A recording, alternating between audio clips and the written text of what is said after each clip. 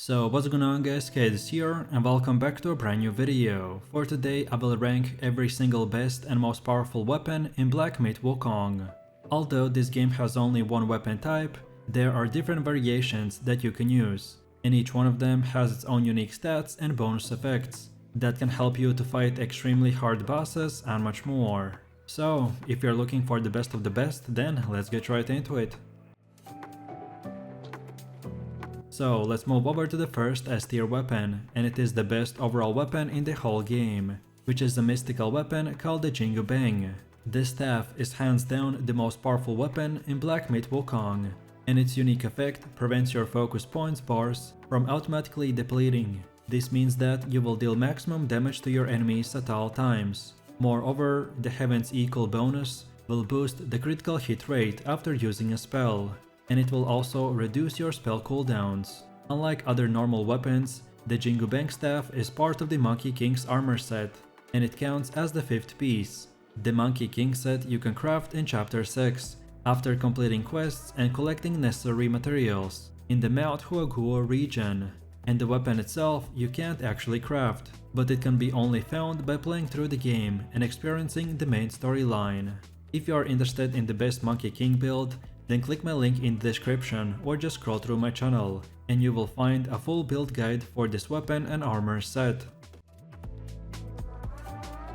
Then next up, for the second S tier weapon, we have the Golden Long Staff. This is a mystical weapon with 108 damage, which significantly boosts the damage of all the pillar stance moves. Also, a long can be summoned to execute the thunder at the enemy by using heavy attacks that will cost 3 to 4 focus. To unlock the crafting recipe for the Golden Long Staff, you will need to defeat the Cyan Long in the new West in chapter 3. You then need to open a chest nearby with the long scale key item. Then for the next S tier weapon, we have the Spider Celestial Staff. This weapon is crafted from the Chitin staff, and therefore the base unique effect carries over. Furthermore, it also adds a bonus that when the enemy is in a poison state, you can hit them with this weapon and inflict poison bane. This debuff will then cause your enemies to be further vulnerable for poison damage. Therefore, to take the full advantage of this staff, you will need to prioritize the poison transformation to increase your damage and survivability. So then moving over to the last and final S tier weapon, which is the Staff of Blazing Karma. This weapon is the best choice for a smash stance build. When you use a charge heavy attack, which is over the 3 focus points while in the smash stance, a bursting lava effect will cover the ground. The tooltip will not specify, but this will create an area that deals some damage over time to any enemy that stands inside. This weapon has 100 attack damage and 40 defense, and the way you get it is by completing the chapter 5 quests, and you can only craft it by obtaining the new game plus through crafting and upgrading the Chitin staff. For you to craft this masterpiece, you will need 4 sky-piercing horns, 4 gold tree cores, and 2 Kun steels, and 45k will. So then let's move over to the A tier, and the first weapon that we will place in here is the legendary staff, called the Spikeshaft. If you're using spells like the Resolute Strike and the Smash Stance, then this weapon is your best friend. The Spikeshaft staff will stack damage reduction and increase your chances of staggering the enemy. After you trigger a Resolute Strike, you will get 80 attack damage, and you will constantly gain focus for a brief moment after seeing through the enemy. You can unlock this weapon as soon as you receive the Cosmo Radiance in the Gold Tree core, and you can simply do this by playing the main storyline. Then for the next A tier weapon, we have the Visionary Centipede Staff. This staff is on the same crafting tree as the Chitin and Spider Celestial, and is therefore quite similar to both. The base of the unique effect grants you some health recovery for each focus point you spend in a charge heavy attack.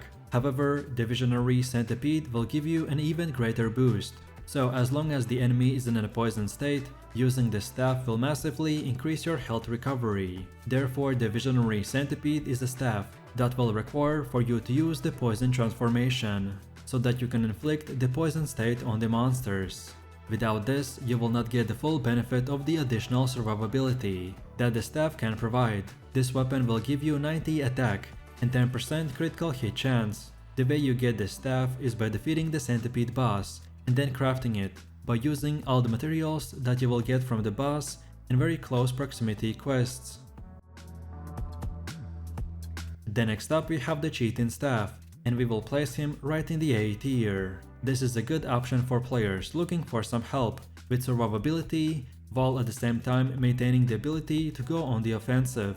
Focus points are a resource that you build by landing successful hits on the enemy. Charging and perfect dodge maneuvers are options as well, and once you have filled up the bars of focus points, then you can spend them to deal additional damage with a powerful blow. When you use the Chitin staff, each time you land a heavy attack using focus points, each point you consume will also slightly recover some health, so therefore this staff can give you a life steal and help you to stay alive during difficult boss fights. You can craft this weapon in the chapter 4 by collecting 1 venomous hair, 1 refined iron sand, 2 Jagoi cores, and by spending 1200 will. This weapon is easy to get and very beginner friendly. Next up, for the next A tier weapon, we have the Chew Base Spear.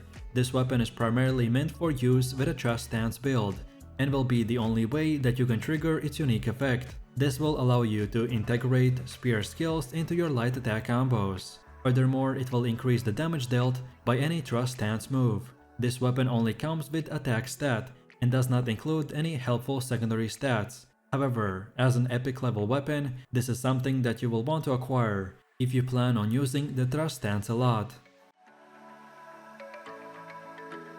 Then for one of the last A tier weapons, we have the Adept Spine Shooting Fuban Staff. His special effect is that upon a successful hit with a charged heavy attack, each focus point will slightly recover health, but only when you attack enemies nearby with the spine shooting from the staff itself. This weapon can be only obtained in the new Game Plus through crafting and upgrading to the Chitin staff. To craft it, you will need 4 sky-piercing horns, 4 gold tree cores, 2 Kun steels, and 45k will. And then for the last and final A tier weapon, we have the Loongwreathe staff. This cool weapon will increase the damage dealt by all of our pillar stance moves. To unlock the crafting recipe for the Loongwreathe staff, you will need to defeat the Black Loong in the Yellow Wind Ridge, or the Red Loong in a Black Wind Mountain. You then need to open a chest nearby with the Long Scales key item. As I said, you can unlock the recipe for this weapon after defeating either of those bosses, and then opening the chest, which you can then craft at any shrine. So let's move over to the B tier, and the first weapon that we will place in here is the Rat Sage Staff. Triggering the unique effect of the Rat Sage Staff is complex, but the resulting Sandstorm is worth it. To bring the Whirlwind to life, you must use a mobile staff spin on the 4th move of your light attack combo. Moreover, you need to trigger a mobile staff spin by moving forwards while using your regular staff spin. Therefore, on the 4th move of your light attack combo, you will want to use a staff spin while walking forwards. Doing this correctly will create a Sandstorm that increases the attack range and damage. This will take practice before you can trigger this effect, but when you do it, it will increase your DPS by massive amounts. Then for the next B tier weapon, we have the Kang staff.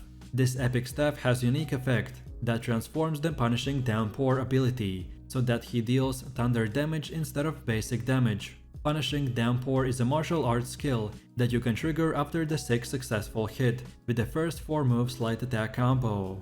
And then the light attack finisher will deal extra AoE damage. Furthermore, it is possible that the Thunder Cage damage will provide some kind of knockback or inflict a stun on the enemies. The benefit that the Kang staff provides has very narrow focus on a single ability, but if you have the skills to regularly execute Punishing Downpour, then it could be well worth it. Then for one of the last B tier weapons, we have the Cloud Patterned Stone Staff. This is another weapon that you will want to use when you're focusing on a smash stance build. Because of his unique effect, it will increase the damage of all the heavy attacks that are done when using the smash stance. Additionally, this weapon has very different secondary stat than many other staffs. While the Cloud Pattern Stone Staff does not give you any kind of critical hit chance, it does provide you with a boost to your defense, which could be a huge bonus if you struggle to stay alive. And then for the last and final B tier weapon, we have the Bronze Cloud Staff. This weapon is a step up from the basic common staff and will give you a slightly higher attack stat, along with a very tiny chance at a critical hits. While plus 2% certainly won't happen very often, it's better than nothing. This will be a staff that is useful in the early game, but keep collecting crafting materials as you progress so that you can craft a better upgrade as soon as you can. So now let's go over to the C tier, and the first weapon that deserves to be in here is the Wind Bear Staff. This weapon is made to be used in the conjunction with the Cloud Step spell and Unveiling Strike, so that you can increase your chance of a critical hit. Cloud Step spell is a way for you to leave behind the decoy image of yourself, so that you can evade attack or lure an enemy into a trap. Moreover, when you enter a mist state to remain hidden for a time, you can attack from this state to catch enemies off guard, and this move is called the Unveiling Strike. While executing this move when wielding the Wind Bear Staff, you will have a much stronger chance of striking them with a critical hit. Then for the next C tier weapon we have the Twin Serpent Staff. This weapon is a solid starter staff that increases the damage of all of your light attack combos. Moreover, if you are fighting in water, then this damage will be increased massively. When using the staff, you will want to be highly aware of your environment and if there are any water features nearby. So the overall increase to the light attack combo finishers is a good early game boost that you can utilize. And then for the last and final C tier weapon we have the Willow Wood Staff. This weapon is one of the best basic weapons that you will start the game with. It has a very low attack stat and also has absolutely no critical hit chance. Furthermore, it does not have unique effect. However, it will eventually have several new upgrade forms that you can craft from it. This includes the Wind Bear, the Rat Sage and the Kang Staff. Therefore, you will want to prioritize collecting the necessary ingredients so that you can upgrade the staff to something stronger as soon as possible. So with that said, I really do appreciate everyone for watching guys, and I hope you enjoyed it. If you have any questions or suggestions, then feel free to leave your comments in the comment section down below. And while you're doing that, please click like, subscribe and enable that notification bell, so this way you could support the channel and not miss any more amazing content. With that said, you have an amazing day and I will see you in the next one. So take it easy, peace.